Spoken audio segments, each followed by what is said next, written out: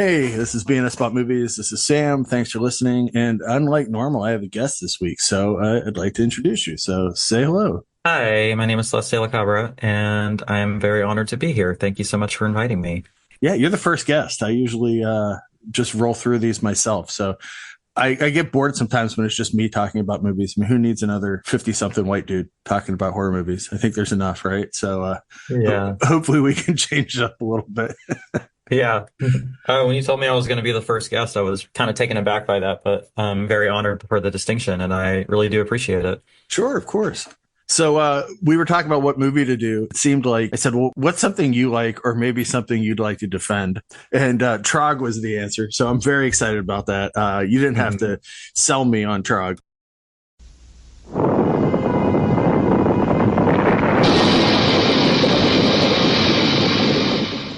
Horrible. That face. Those eyes. Please try to describe it.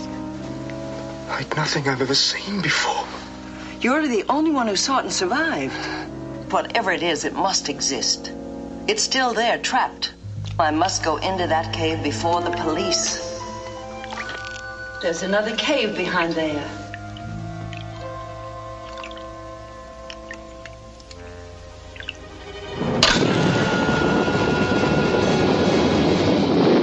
Travel back with us to the beginning of time, when giant reptiles thunder defiance, and man is yet unborn. From this nightmare world emerges a fearsome half-man, half-ape with the strength of 20 demons, trapped in a dark subterranean cavern, its frozen fury preserved in suspended animation. It comes silently screaming through the ages.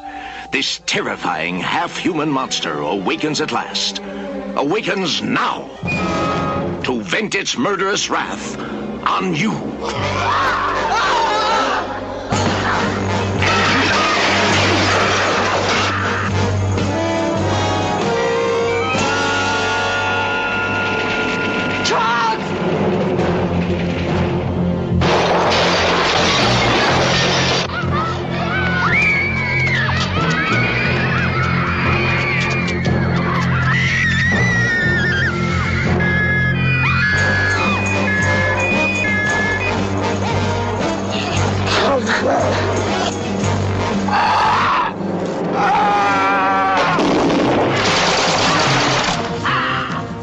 Whatever the risk, this kill-crazy fiend from hell must be destroyed. You may want to hide, you may want to forget what you see, but you can't. You can't escape. Stay where you are, Dr. Brockton. That's an order! Dr. Brockton!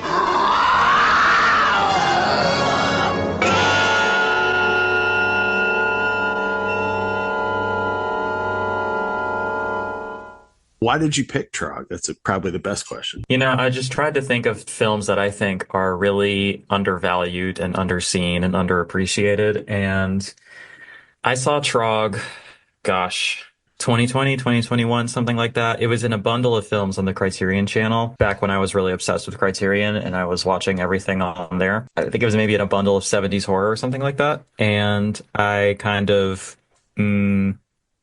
I watched it and I thought it was really great. I thought it was like a lot of fun and I thought it was very like thematically rich. I thought it had pretty obvious sort of influences, but I still thought it was a very worthwhile film, despite its rough around the edges sort of nature. I still am, but I was very active in all the Criterion Facebook groups, and everybody who had seen this was like, yeah, what the this shit? This is like terrible. This is like, what are they doing? And I was like, nah, I think this kind of rules. The missing link between my art house and my schlock sensibilities, you know? That's something I always say on the show, that there's such a fine line between art house and grindhouse. Like, it's basically how you want to sell it, really is it. Exactly. But what is the worst movie in the Criterion collection?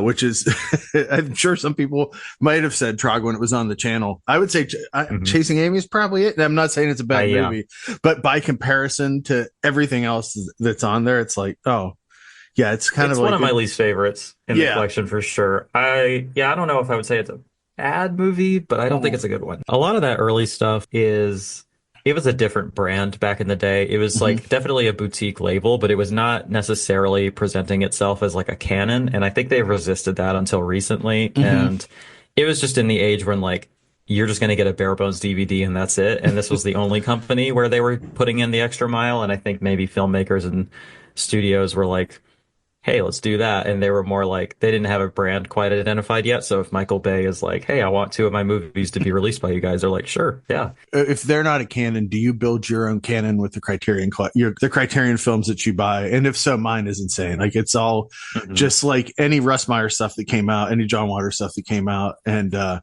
Girl Can't Help It. I think that's pretty much hits on my Criterion stuff. Oh, and the Val Lewton stuff. I wait until I'm a bad consumer. I wait till there's the half off sale, and I'm like, okay, this is when. Oh, it's tough out here. You got to do what you got to do. The thing that amazes me about Trog is when they did the TV series Feud. Like at the end of it, it was like kind of like, oh, look how far Joan's fallen by being in these horrible movies. And I was always like, I like Trog. Like, is this really a bad ending for her, having to be in William Castle movies and being in horror movies? I know it's not where she was, but I think I'm also seeing it through my lens, where I'm like, well, that's a success. Trog makes me sad a little. It's kind of like a sad movie. Yeah, I'm sad right now. I just finished it, rewatch, and I'm like, it's a really emotional film for me. Like this monster, or he's not even a monster. Let's not. I apologize, Trog, for saying this about you, but he's doomed. Like we can't expect him to survive in today's horrible modern world, right? Like, and he's just been woken up, and it's like, they were just enjoying like the best sleep ever, and we've woken them up, and now we're like, oh, let's put you in a display, or let's cut you up and see what makes you work, right? There's a Tumblr post that I think about all the time, and it's like, imagine being a little alien and you're born for the first time, bursting through somebody's chest, and everybody's really mad at you, and you're just like, excuse me, I'm sorry, I just got born. I didn't know that was allowed. That wasn't allowed. It's literally Trog. He's like, I'm sorry, I didn't realize that it wasn't allowed. Be nice to him. Can I live? Slack. Yeah. Can I be? I'm just Trog. Anyone, like you said, on groups and stuff that are making fun of, like Freddie Francis directed this. Like he did Tales from the Crypt and a ton of Amicus stuff. So when I see his name, a lot of Hammer stuff too. So he's a troglodyte. I'm just going to say Trog, but he's found in the caves of England by Dr. Brockton, who's Joan Crawford. And she has some success communicating with him. And maybe it's a missing link, but her neighbors don't like him because he kills a dog pretty early. That's a rough one. That's my least favorite horror trope, by the way, I have to share with you. It's like, how do we know Michael Myers is evil? Well, he ate that dog. Trog wakes up, and we have another well-known person, Michael Gough, who, obviously Hammer, but if you grew up later, he's Alfred in the Tim Burton era Batman movies. And I love that he worries that like having this creature in town is going to impact local business. Like it's always about local business, isn't it? Like these small businessmen. Yep. Is he worried about small business, or he's worried that a woman knows more than him and that she's in charge in this situation? It's both, I think. I think he represents the evils of capitalism and misogyny at the same time. Like he's not interested in human rights. He's not interested in compassion. He's not interested in adjusting his worldview. His motivations are pretty explicitly religious. Like he's like, in Genesis it says blah, blah, blah, blah. And I'm like, I don't give a shit. What it says in Genesis. Like she's just so. Honestly, I think that this movie might play better today than it maybe did in the past, because in the past people would be like, come on, nobody's this unreasonable. And now the entire government is this unreasonable. And I'm like, yeah, absolutely. They're just like, I don't understand it. I don't like it. So kill it. And it's like, she's so obviously right, but it doesn't matter because she's a woman and she's intelligent. Like, gosh, I wonder where that's happened before. I always think when I was watching a lot of 50s horror. When I was a kid, I thought, well, these are really antiquated ideas of American manifest destiny in these movies. And now that I'm watching them, I'm like, no, these are happening right now. And Trog has to go through these surgeries, which again, he didn't ask. I like when they go into his mind, and it's kind of like Horror Express. My favorite part of Horror Express is when they go into the eye of that creature and somehow it allows them through science to see the past. And like the dinosaurs, this does the same thing. Like when they look through Trog's mind, they get to see the Ice Age and dinosaurs. And I'm like, I guess we shouldn't ascribe science. This is not a hard science podcast, right? So no, they're doing stuff that we haven't figured out yet. They should maybe be selling their mind projection technology instead of their Trog research. This is Argento level technology where you can scrape the eye and see the last 4 seconds what they saw before they die. Yeah, Dr. Brockton's goal is to teach Trog, but so the courts actually follow her up. But then Trog does Trog, and well, he's put. I think this is another. It might sound like I'm being tongue in cheek when I'm like it's selling these lofty ideas for this like silly B movie, but I kind of mean it. Like it's very, very much an exploration of how we're really just a product of our circumstances, because he is not set up for success. He has been sabotaged and he's been agitated, and he doesn't have the wherewithal to understand why what he's doing is wrong. And the people who know better are choosing to demonize him and put him in these situations. Like, if he hadn't been let out, this wouldn't have happened. And like, the people who knew better weren't being listened to. And like, the people who want to sabotage him got what they wanted, And I think that that's pretty apt in terms of when we think about crime generally. I think a lot of people want to ascribe evil intentions or just like act like these things happen in a vacuum, or there are good people and bad people. And that's something that I firmly, firmly do not believe in. And I believe that people are doing their best in the circumstances that they have, in the brain chemistry that they were born with, in the circumstances that they were born into, the opportunities that they've been given, etc. I think Trog is actually a pretty good microcosm of that concept. Everybody in Godzilla movies are like, I can't believe how evil Godzilla is. And he's attacking our city. I'm like, he doesn't know what he's doing. Like, he woke up from his sleep. First. Yeah. He's there first. You're in the way. Yeah. What do you expect? Yeah. He wants, what do we want? We want food and shelter and to be left alone. Meanwhile, Trog's being chased. Joan Crawford bought her own clothes for this movie, which is obvious. This town's like super grimy. And and she looks amazing. I am not going to wear lab coats all the time. I am going to be myself. And the Trog suit was actually left over from 2001: A Space Odyssey, which is kind of beautiful. Interesting. Yeah. Huh. So that makes sense, actually. You know what, though? She really swallowed her pride and did it, because she turns in a good performance here. It's a very sad and empathetic and motherly performance that I really enjoy.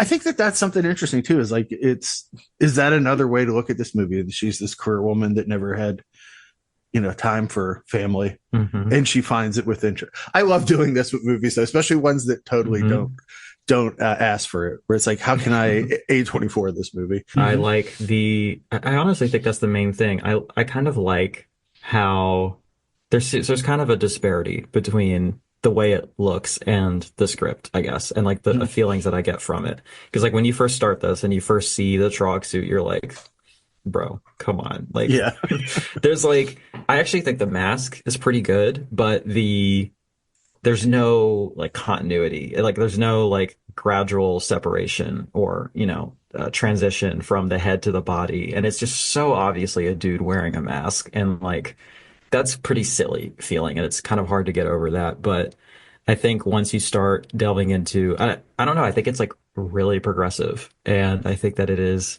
really thoughtful and like is actually trying on like the writing and the performances. And it's just doing a lot with very little.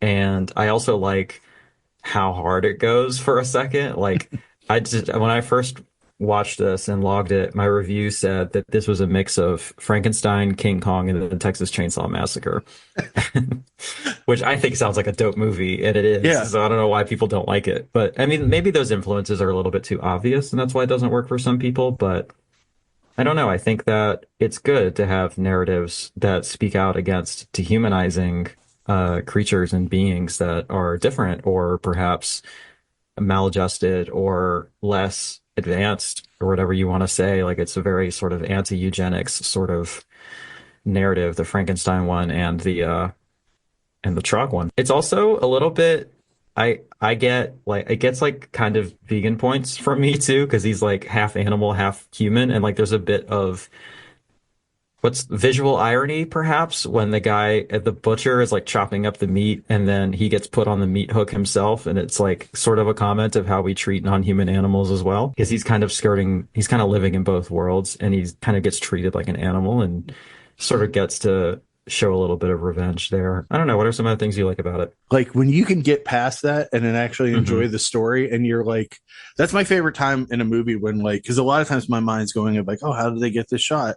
And like, how did this come together? And what was the budget on this scene? When I can get past that and get past the makeup and get past stuff, and even the actors that are in it, my brain shuts off and I'm in that story and I'm living it with them.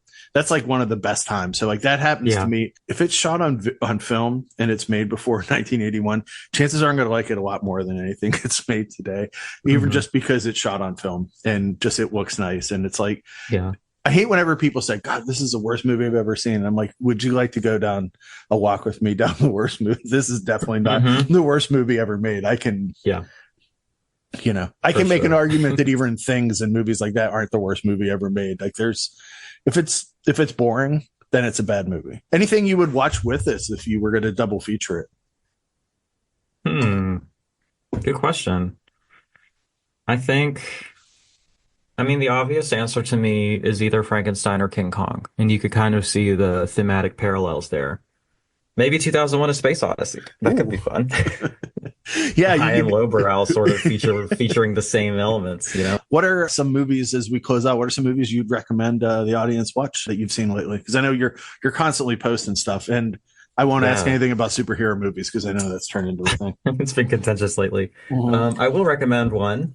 I think the new Superman is amazing. I think it's I think it's beautiful. I think it's special. I think it's really well made. And I think it's kind of a jolt of positivity and kindness that I think we really need in the year of our Lord 2025. Speaking of, maybe this is why this title keeps coming up, but I saw Guillermo del Toro's Frankenstein last night in the theater, and I thought it was amazing. Like, I thought it was so beautiful. And I don't know. These themes are definitely... It's kind of a fun coincidence that we ended up recording this today. And so I rewatched it today and I saw Frankenstein last night, and they feel so similar thematically. Definitely please go see that in a theater if it's playing near you. I know not everybody is privileged enough to have a theater cool enough to do that, but there's one theater in my city that was showing it, and I went, 10 p.m. Friday night, and it was like me and 3 other people there. I was bummed about it, So hopefully enough people see it. It sends the message to let, maybe not all the slop that they put out, but at least they're more prestigious directors. Netflix can give them some kind of theatrical window. Another one this year that I saw that is a similar thing is Highest to Lowest, Spike Lee. That's another one that I would be so down to defend because I think it's being kind of misunderstood or I haven't seen it yet, incorrectly maligned, and I think it is so good. So I'll watch it, and maybe we'll do that. That would be maybe a good one to come back on. Yeah, those are some new films that I've really enjoyed. I appreciate your feel on Superman because I hated Superman Returns because there's a scene where he goes to the bar in the beginning and has a beer. And I'm like, that's really not Superman. The fact that people are like, oh, well, he's boring because he's so good. I'm like, no, he just has boring writers working for him. Like the idea of what he stands for and what he can do, and while still being a human, it's pretty exciting. And there's stories there if you have the right people. And like the fact that you said whimsy is important with Superman really spoke to me. I thought that was like, I think that that's a core element. I think that if we're going to have a basically invincible guy who's like representative of like the platonic ideal of goodness, like what are we doing if it's not a little bit whimsical, If we can't aspire to a bit of whimsy, I don't know what we're doing here. There's enough dark heroes like Batman Batman and every other character can handle this. I will just say that as a person who loves good movies, I think the new one is the best one by far, and it is like an incredible piece of filmmaking. So, that's my recommendation. I'll go into it with that mindset, and I really appreciate. That's why I was glad to have you on, because I love that you examine movies this closely. Because I do, and people go like, "Do you really need to think about them this much?" I'm like, well, "What else am I doing?" I get that comment all the time, like, "Hey, man, relax. It's just a movie," and I'm like, "Cool. You have that mentality, and I'll have mine, and I'll talk about it in a way that's actually interesting." Like, I don't know. Thanks so much for doing the show. Please come back. You want to do some plugs for what you're working on? Because I know you've been streaming live and you've been doing some other stuff. Sure. Yeah. I stream live every Saturday in the evening, kind of trying to figure out what the best time optimally is. But around 6 to 8 o'clock Eastern Standard Time, then making short form content off of those streams just to get it more out there. I've resisted it for a long time, but I'm just doing it now. And I'm trying to get back into my sort of bread and butter, which is like in-depth analysis of specific films. I have a few podcast appearances coming up, so that'll be fun. I'm also on Punk Vacation, the unofficial Vinegar Syndrome podcast. I have a recurring segment where I review all their adult titles. And yeah, you can find me on YouTube, Instagram, and Patreon, and TikTok at Celeste de la Cabra. And you can find me on Letterboxd at Inhuman Ecstasy. Thanks so much for doing the show. Maybe when the Mitchell Brothers movies come out, you can come on. We'll talk about the religious ones. Sure. I'm so excited those are coming out on Blu-ray or 4K. Yeah. However they're putting them out. Yeah, that's right. We need to have a special to talk, because you're the only other person I know that actually watches this shit. I'm so when I saw that it was coming out, everybody's like, "Oh, I'm so excited about Behind the Green Door." I'm like, no. I want those to sell well, and I want the later stuff to come out. I want like the crazy stuff where people are like, "Why are they making this?" Like that's the stuff that I want to see.